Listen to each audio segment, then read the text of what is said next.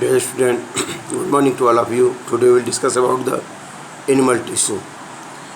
As you have studied about the plant tissue, here in the animal tissue are found.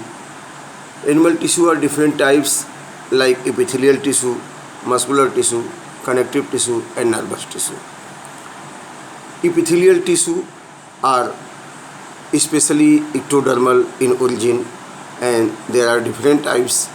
The epithelial tissue like simple epithelium, that is made up of single layer of epithelial cell like the cuboidal epithelium, squamous epithelium, columnar epithelium, and here the muscular tissue, it is three types: stated muscle, non-stated muscle or unstated muscle and cardiac muscle. Connective tissue consists of different type of tissue like the fluid connective tissue, alveolar tissue, adipose tissue, fibrous tissue and supportive tissue like cartilage, bone, and here about the fluid connective tissue, blood and lymph. The nervous tissue contains neuroglial cells and nerve cells. So let us see about the epithelial tissue in detail. Epithelial tissue, the animal tissue, the tissue present in animal body are called as animal tissue. The type of animal tissue: epithelial tissue, connective tissue, muscular tissue and nervous tissue. So let us discuss about the epithelial tissue. Epithelial tissue have free surface, provide covering or a lining of the body. Means all over the body, the outer surface of the body consists of epithelial tissue. Means it is facing our environment. Our tubular organ also lined with the epithelial tissue. So anything is passing in our body through the nasal passage, through the digestive system, means it will come into contact of epithelial tissue. And outer surface of the body, the skin, outer surface, that is also composed of epithelial tissue. It contains compact cell with the little intercellular matrix. Means the epithelial tissue have compact cell. There is very small amount of intercellular matrix, but it is very compact. The type of epithelial tissue: simple epithelium, it is composed of single layer of cells and it forms lining of the body cavity, duct and tubes. Just I told, the epithelial tissue, one hand cover the body present on the surface of skin, other hand it form the tubular organ, means the body cavity like digestive tract, other endocrine, exocrine glands and other tubes like nephron. Simple epithelium is made up of single type of cells. It is three types: squamous epithelium, cuboidal epithelium and columnar epithelium. Squamous epithelium, especially it is made up of tiles-like cells. Here you can see the squamous epithelium, it is composed of tiles-like flattened cell. ये जो squamous epithelium है बिल्कुल flattened tiles-like cell से मिलकर बना है. In the lining of buccal cavity, it is found in the lining of buccal cavity and the wall of blood vessels and lung alveoli. It plays important role in diffusion. Suppose in the lung alveoli, exchange of gases. And after the squamous epithelium, the cuboidal epithelium, it consists of cuboidal cells, cube-like cells. It is found in the wall of nephron tubule, in the duct of gland, and its main function is secretion and absorption. Suppose in the wall of nephron, it helps in absorption of water, absorption of sodium, chloride, and in the ducts, it plays important role in secretion. Here, this is the cuboidal epithelium, cube-like. Cube-like means its height, its length, and its width are almost similar. The columnar epithelium, it is composed of single layer of pillar-like cells, column-like cells. You can see here, the column-like cells are here. And here nucleus is present at a side, at the base. And it is found in the lining of the stomach. The wall of stomach, the wall of intestine, the lining of the stomach wall and intestine consists of the columnar epithelium. It also helps in secretion and absorption. Suppose in stomach, the inner lining contains mucus cell. The mucus cell also composed of the columnar epithelium. Now, the ciliated epithelium, columnar epithelium, and the cuboidal epithelium in certain part of our body, in the duct, it is ciliated. Surface contains cilia, which helps in movement of the particles. So it is called as ciliated epithelium. Here you can see in the nasal passage, this columnar epithelium contains cilia, and if through the nasal passage air is passing, if any particle is there, it will filter it, and it plays important role in the filtration of air. So in the nasal passage, you can see the cilia are present here. Some mucus cells are also, goblet cells with mucus cells are also present. They secrete mucus to absorb the dust particle which is passing through the nasal passage if present in air. So these are the important point about the epithelial cells. Now here you can see the glandular epithelium. This glandular epithelium is also very important because it is secretory in nature. It secretes certain enzymes. If the glandular epithelium form a gland which contain duct, so if it contain duct, then it is called as exocrine gland. Exocrine gland में duct होता है, जो भी secrete करेंगे वो duct के द्वारा दूसरे पार्ट में, दूसरे आर्गन में जाएगा. जैसे गैस्ट्रिक ग्लैंड है, वहाँ से गैस्ट्रिक जूस सिक्रीट हुआ वो स्टमक में आएगा. तो ये एक्जोक्राइन ग्लैंड. और ऐसे पैंक्रियाटिक ग्लैंड है, pancreatic gland that secrete pancreatic juice और डक्ट के द्वारा वो आ जाएगा डिओडनम में. तो these are the exocrine gland, ये एंजाइम सिक्रीट करते हैं. ऐसे ही कुछ डक्टलेस ग्लैंड हैं जो हार्मोन सिक्रीट करते हैं. जैसे थायराइड ग्लैंड है, वो डक्ट नहीं है उसमें, but they are secreting their secretion directly into blood, तो हार्मोन सिक्रीट करते हैं. पैंक्रियाज हमारा मिक्स ग्लैंड है, एक्जोक्राइन भी है, एंडोक्राइन भी है, दोनों है. पैंक्रियाज का एक हिस्सा पैंक्रियाटिक जूस सिक्रीट करता है, इसमें एंजाइम है. दूसरा हिस्सा islets of Langerhans contain beta cell, alpha cell, delta cell. It secretes hormone, so it is endocrine in nature. That's why pancreas is called as mesocrine gland. Now here you can see the simple cuboidal epithelium, squamous tice-like epithelium, squamous epithelium, simple columnar epithelium, and here compound epithelium. Compound epithelium is made up of more than one layer of cells, so it is called as compound epithelium or stratified epithelium. It is found in skin. Here already I have discussed about this. You can see the simple epithelium made up of single layer of cells, and the compound epithelium composed of many layer of cells. It have protective function and found in skin. और glandular epithelium अभी हमने बताया कि ये secrete करते हैं. Endocrine है तो डक्ट नहीं होगा और डायरेक्टली ब्लड में सिक्रीट करेगा. एक्जोक्राइन है तो डक्ट होगा और डक्ट के द्वारा किसी आर्गन में सिक्रीट करेगा मटेरियल को. Exocrine gland specially enzyme secrete करता है और endocrine gland specially hormone secrete करते हैं. एक्जोक्राइन ग्लैंड तो डाइजेस्टिव एंजाइम सिक्रीट करेंगे. म्यूकस सेल है तो म्यूकस सिक्रीट करेंगे. Saliva salivary gland saliva secrete करेगा. ईयर वैक्स, ईयर में जो है जो सीबेसियस ग्लैंड है वो ईयर वैक्स सिक्रीट करेंगे. और जो हमारी मिल्क मेमोरी ग्लैंड है दे सिक्रीट्स मिल्क आल्सो. और वैसे ही endocrine gland secretes hormone like thyroid gland, pituitary gland. तो these are the glandular epithelium playing important role in secretion of certain materials. Now अब हम देखते हैं एपिथेलियम, एपिथेलियल टिश्यू के बाद हम बात करते हैं connective tissue. Connective tissue are mesodermal in origin. epithelial tissue are ectodermal in origin, but connective tissue are mesodermal in origin. It plays important role in linking and supporting to other tissue and organ of the body. ये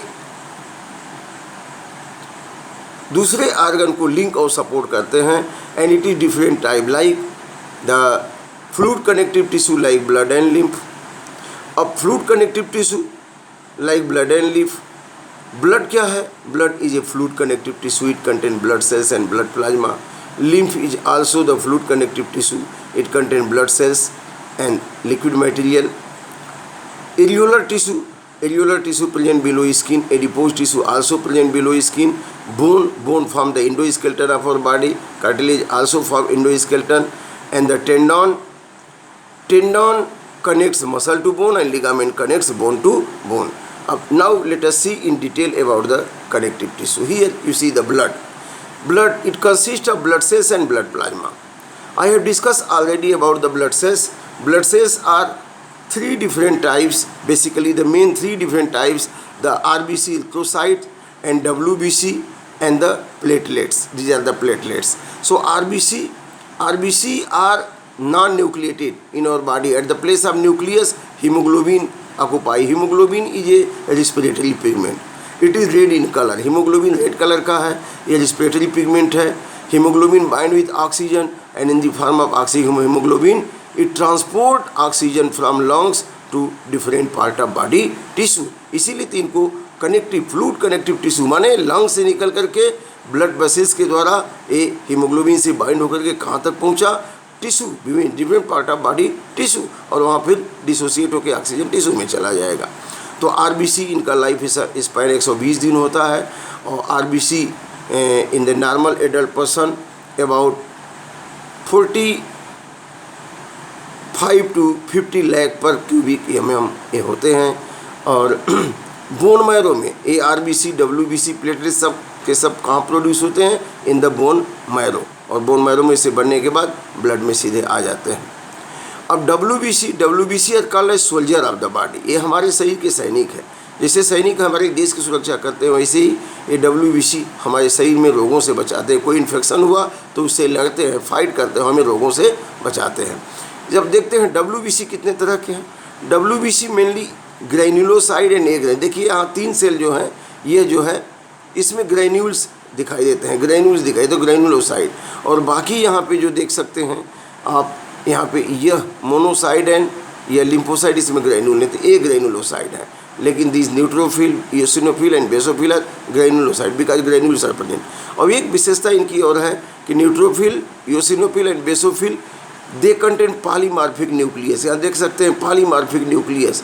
तो neutrophil is playing important role in engulfing the pathogen. कोई bacteria आ गया, pathogen आ गया, उसको neutrophil directly engulf करके digest कर देगा, हमें रोग से बचाता है. इयोसिनोफिल एंड बेसोफिल ये भी ब्लड में होते हैं. अगर कोई पैथोजन आया, बैक्टीरिया आया, फॉरेन प्रोटीन आया, तो they release allergic response, they release histamine and they show allergic response, और हमारा डब्ल्यूबीसी अलर्ट हो जाता है अब उनको समाप्त करने के लिए पैथोजन को. तो दे show allergic response, specially IgE antibody secrete करते हैं, एलर्जिक रिस्पांस शो करते हैं. इसके बाद अब नंबर आता है ए ग्रैन्युलोसाइड, जिसमें ग्रैन्यूल्स नहीं है. 2 तरह के हैं, मोनोसाइड एंड लिम्फोसाइड. मोनोसाइड है kidney shaped nucleus, bean seed shaped nucleus, आप देख सकते हैं. ये भी फैंगोसिटिक इन नेचर. कोई पैथोजन आया ब्लड में तो monocyte engulf it and destroy it. उस पैथोजन को इंगल्फ करके डिस्ट्रॉय करेंगे. जैसे न्यूट्रोफिल ने इंगल्फ किया, डिस्ट्रॉय कर दिया, लाइक कमांडो, ये डिस्ट्रॉय द पैथोजन. लिम्फोसाइड, अगर कोई पैथोजन बॉडी में आ गया है तो lymphocyte gate Trager and release antibody. अब एंटीबॉडी कई तरह के हैं, IgG, IgA, IgM, IgT, IgE, बहुत सारे एंटीबॉडीज हैं. तो lymphocyte produce antibodies and that antibody bind with the pathogen and they neutralise it and destroy it. तो इस तरह से आप डब्ल्यूबीसी आप देख सकते हैं, ये सब हमारे बॉडी में सोल्जर का काम करते हैं. They are increasing immunity of the body and they protect our body from infection. अब इसी में यहाँ एक प्लेटलेट्स हैं, ये thrombocytes. Platelet small plate like structure dish like, इसे इनको थ्रोम्बोसाइट्स या प्लेटलेट्स कहते हैं. अब ये क्या करते हैं, कहीं अगर इंजुरी हो गया बॉडी में in injured tissue, then they produce thromboplastin. Thromboplastin convert prothrombin into thrombin and thrombin convert fibrinogen into fibrin, then clotting of blood occurs in the injured tissue. अगर ये न रहें तो क्या होगा, थोड़ा भी चोट लगेगा तो एक्सेसिव सही से ब्लड निकलेगा और शरीर के लिए डेंजरस हो सकता है. इसीलिए यहाँ प्लेटलेट्स दिए गए हैं. Platelets are playing important role blood clotting in the injured tissue. तो यहाँ पे 45% तो ब्लड सेल्स हैं, लेकिन 55% ब्लड प्लाज्मा होता है लिक्विड, क्योंकि लिक्विड नहीं होगा तो ये सेल उसमें फ्लो कैसे करेंगे ब्लड वेसल से होके। तो liquid contain the blood plasma is liquid, it contain maximum water, protein, albumin, globulin protein and various the amino acids, vitamin, minerals, जो कुछ हम खाते हैं डाइजेस्ट होने के बाद एब्जॉर्ब होकर ब्लड में ही आता है। इसके अलावा some hormones, gases like oxygen, carbon dioxide, so and metabolic nitrogen waste like the urea also.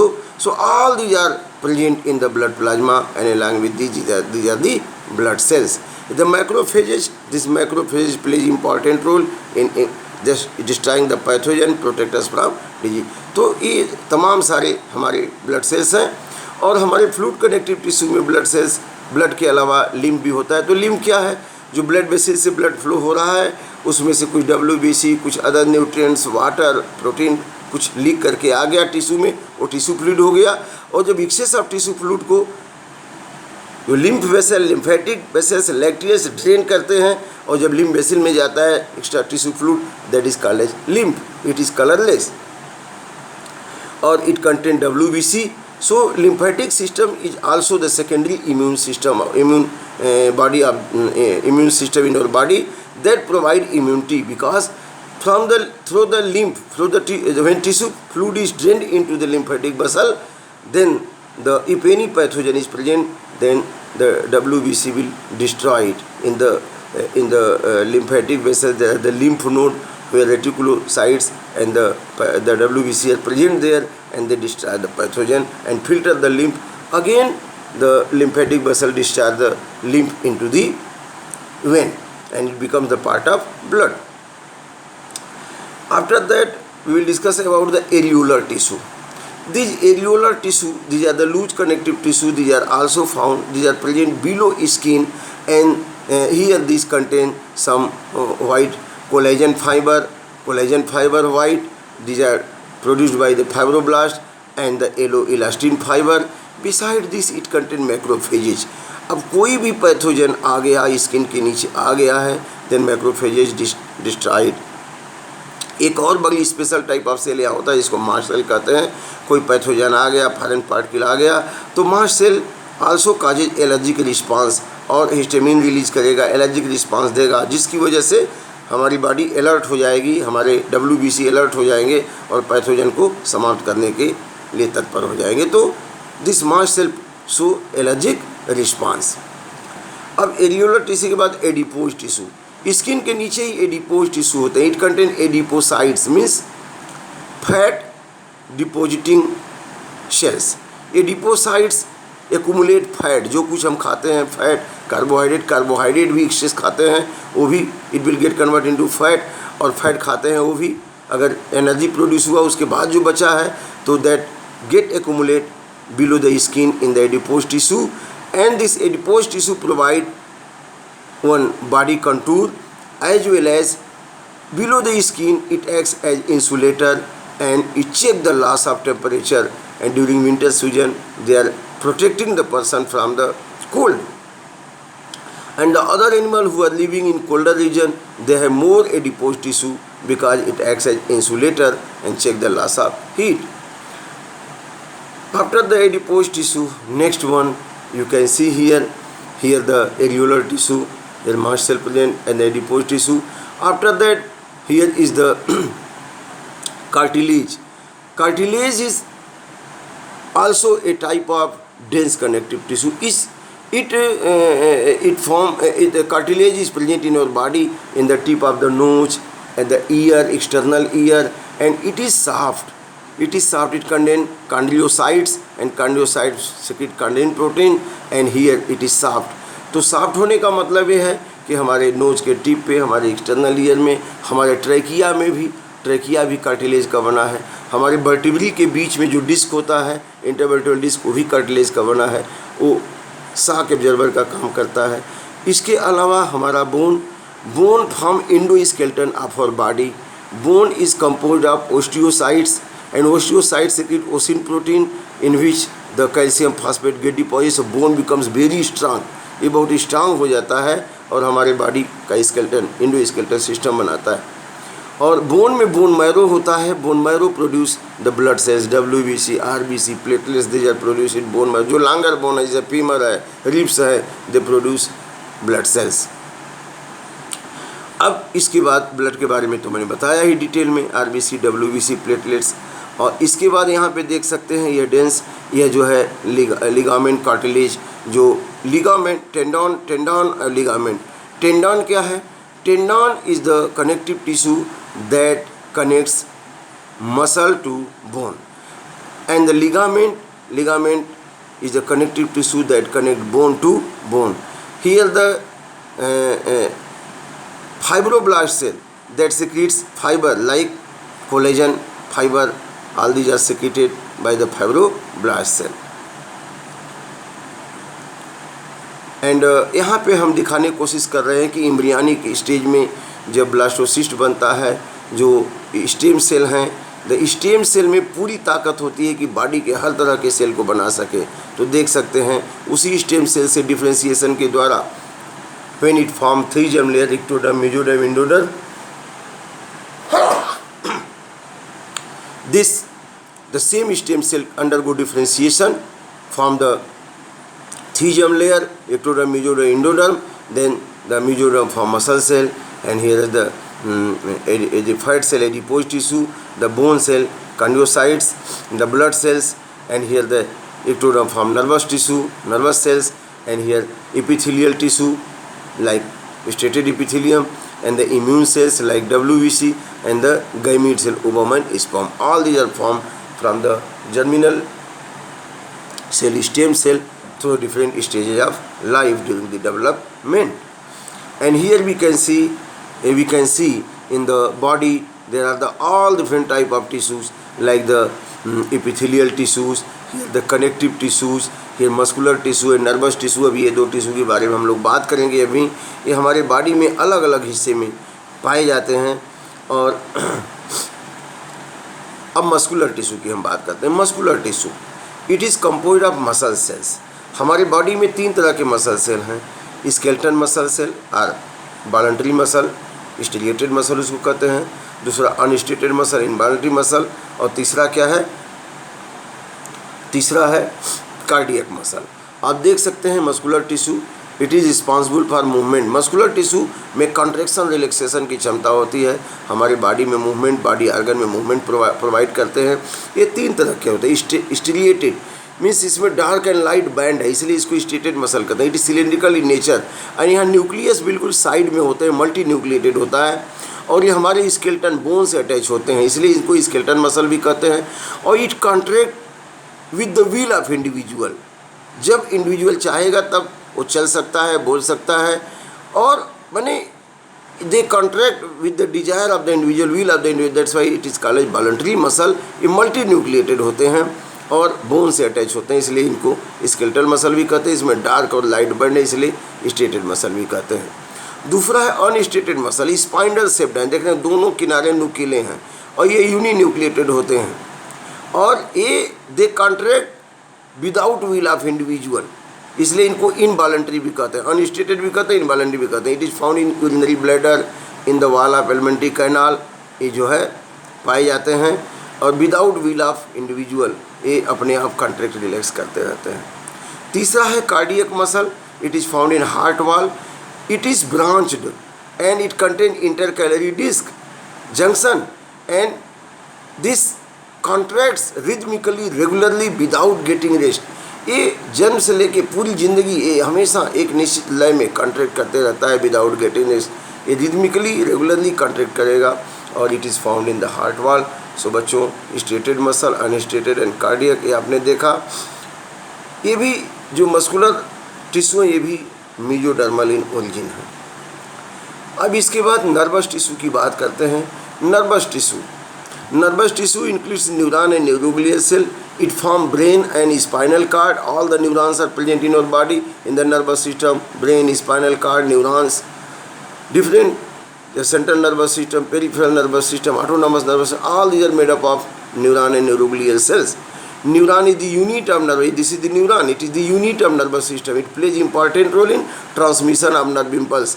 अब nerve impulse यहाँ से दूसरे nerve से लिया, nerve impulse आया साइटान में, साइटान से फिर इस एक्जान से होते हुए फिर यहाँ आया, यहाँ से दूसरा nerve कनेक्ट है नेक्स्ट nerve. तो from one part of body to other part it transmit nerve impulse, संवेदना को ट्रांसमिट करने का काम करते हैं. Neuron consist of, this is the longest animal cell. It contain the cell body, ये cell body है और cell body से तमाम सारी fiber like structure is present in the dendrite receive the nerve impulse from other neuron and transfer to cyton. अब cyton में nucleus है, Nessus granule भी होते हैं और यहाँ पे cyton, from cyton में long thread like structure arise that is called axon. Axon is covered with myelin sheath. तो अगर नर्व के एक्जान पे माइलिन शीथ है तो उसको माइलिनेटेड नर्व कहेंगे और कुछ में माइलिन शीथ नहीं होता उनको नॉन माइलिनेटेड कहते हैं. अब देख रहे हैं कि माइलिन शीथ यूनिफॉर्म नहीं है, जगह जगह गैप है, तो इसको रेनवियर नोड कहते हैं. ये माइलिन शीथ किससे सिक्रीट होता है? C1 cells are present, they secrete myelin sheath. At the end of the axon here is the terminal branch or synaptic node and synaptic node just this connect with the other neuron through the synapse and plays important role in transmission of nerve impulse from one neuron to another neuron. So this neuron is the nerve cell, is the unit of nervous system. अब neuroglial cell also present in the nervous system. It protect and support the neuron. Suppose any tearing bearing here, then it is repaired by the neuroglial cell. Any tearing bearing in the nervous system, then repaired by the neuroglial cells. So the neuroglial cell protect and support the neuron. It make up more than one half of the volume of the nervous tissue in our body. So neuroglial cell and neuron both collectively form the nervous system, brain and spinal cord. So बच्चों, this is all about the animal tissue. Thank you very much.